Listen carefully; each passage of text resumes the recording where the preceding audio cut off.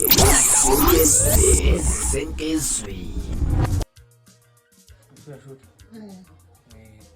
Africa ngicela ukuxolisa bafethu. Ngiyazi ukuthi ani-understand le nto yalobu budlelwane bangumashezi. Manje ngila enkuzulu, bengizobona yena.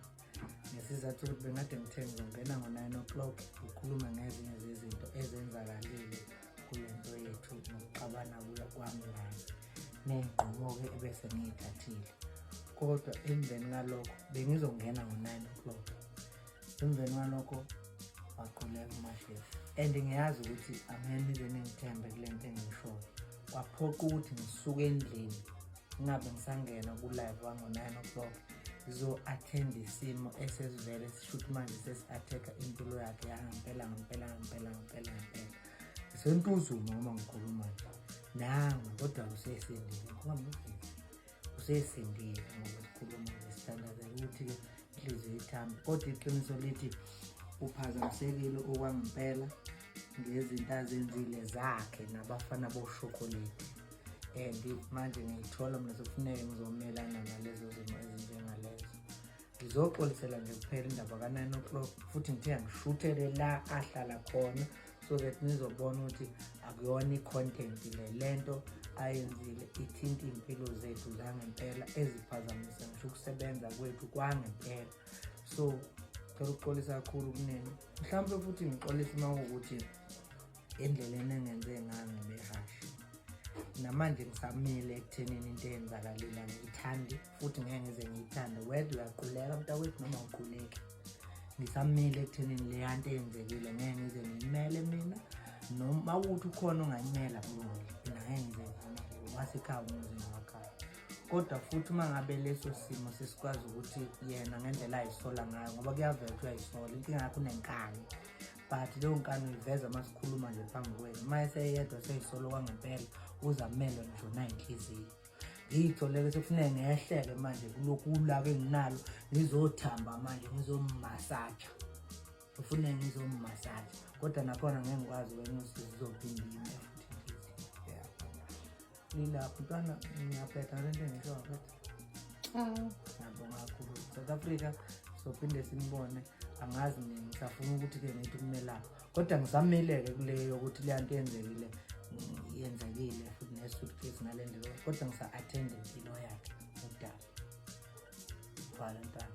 Hhayi-ke ngane zakwethu ngiyathemba uyazwela udaba lunjengoba lunjalo njengoba echaza umnini walaphana kuLungisani Mavundla ukuthi-ke ngesikhathi etheleka laphana ukuyobona intokazi uMashudula uvele waquleka laphana-ke nje base lapho-ke ezo-attend isimo sakhe esempilo. Ngikaza ukuthi ngicabanga ukuthi impela-ke kuzomele kulungiswe ngokukhulu ukushesha impela nanokuthi kucacisele ababukeli. Ngibone kakhulu laphana kwiposti engithe ukuyifaka ekuseni ngosuku lwezolo impela ekade sigijimela laphana ey'nkundleni zokuxhumana ama-comment ekade lokhu engena laphana kwiposti ekade ekhala ngokuthi-ke sebehlukene uMashudula banomavundla laphana. Baningi abantu-ke kade babuka le video bakhombisa ukungaphatheki kahle mayelana nesinqumo sabo. Abanye bakhala ngokuthi-ke kumele kulungiswe kungaze konakale kakhulu. Abanye bakhala ngokuthi uMavundla akeke ukuziphakamisa akaxolise enganeni. Abanye bakhala ngokuthi ingane ayixolise kuMavundla naye iyeke phansi impakamo. Kuma-comment nje akhona wengane zakwethu abhaliwe kanjena abantu uthi awu Mavundla bakithi hawu uzokwala umuntu esihlangalaleni. Omunye ubhale kusho ukuthi phela-ke bekuyi-content yangempela lena isiphela kabe kanjena bo. Omunye uthi cha uMavundla ungayenzi leyo nto yazi mina-ke nginilandeleni sashelana so plus ungafaki abanye abantu othandeni leni ngifuna-ke nibabili. Omunye uthi kudlalwa-ke iziqephu lana kodwa-ke akunalutho. Omunye uthi-ke akuca nokulana gazilane ukutrenda ncese uMavundla qhawe lami lapha nehlisa umoya elinye ithuba uyolithola. Omunye uvele wafaka ama-emoji akhalayo laphana wasethi please hlalani kukuhle. Ngane zakwethu-ke baningi abakhomentile kule post. Omunye uthi siyakuthanda Mashudula and kokwenzayo for a reason sisumuhlu semncane